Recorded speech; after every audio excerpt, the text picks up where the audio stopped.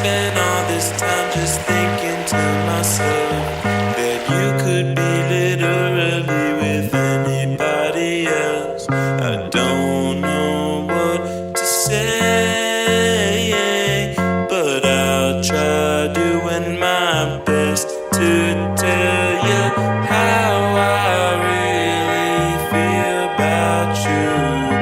Maybe you get this feeling too. I turned to her and then I said, I could take you to this place that only I know. She said that doesn't really come as a surprise though. I asked her, are you free? She looked at me, then she said, I'd really love to, but I'm plantsitting this weekend.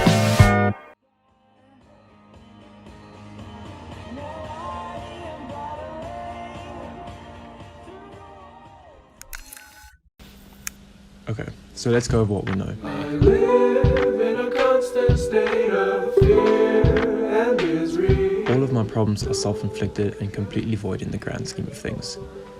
It feels like I'm just itching to fuck up my own life. And I'm crippled by the idea of getting older. And so on and so forth. Here's something new. I think I idealized my future so much as a kid, fueled by the fantastical media I consumed, almost always involving child heroes, that when my future became my present and it didn't live up to my, frankly, astronomical expectations, I was convinced that that meant I wasn't supposed to have a future at all. Clearly, my life has persisted very much against my will. But now I'm at a place that I unrealistically never expected to be at. My 20s have come as a complete surprise to me. And I feel very much like I should have already achieved everything I wanted to by now. And having not, it feels like those dreams have been forfeited in a way. Which pretty much means that I no longer have any idea where I'm going, what I'm doing, or what I want.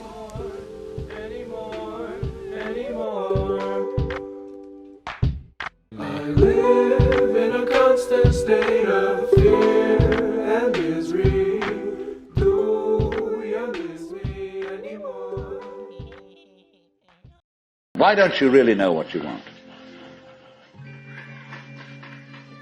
Two reasons that you don't really know what you want. Number one, you have it. Number two, you don't know yourself, because you never can. The Godhead is never an object of its own knowledge. Just as a knife doesn't cut itself, fire doesn't burn itself, light doesn't illumine itself. It's always an endless mystery to itself. I don't know.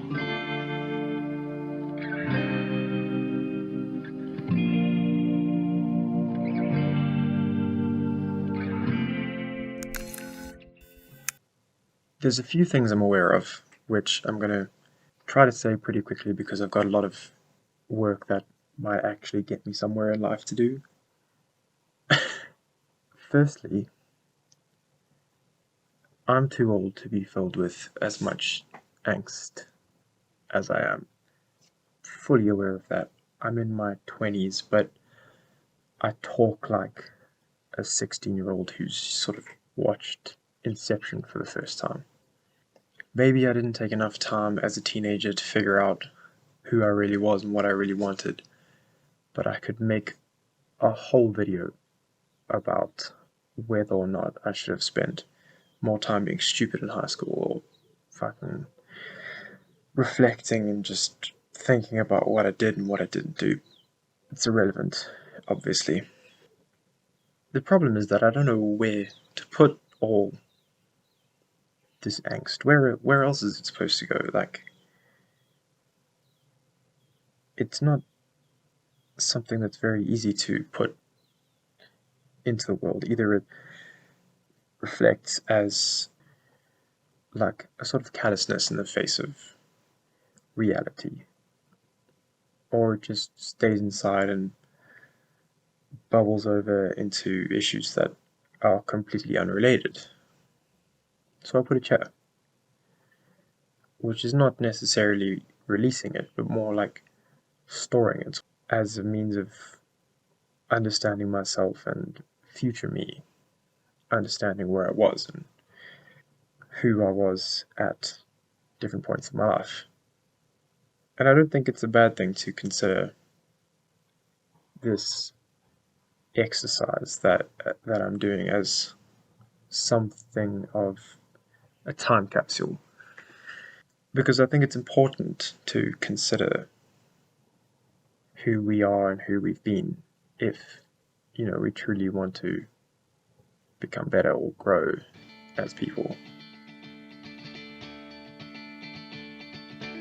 Does that make sense? I think it does.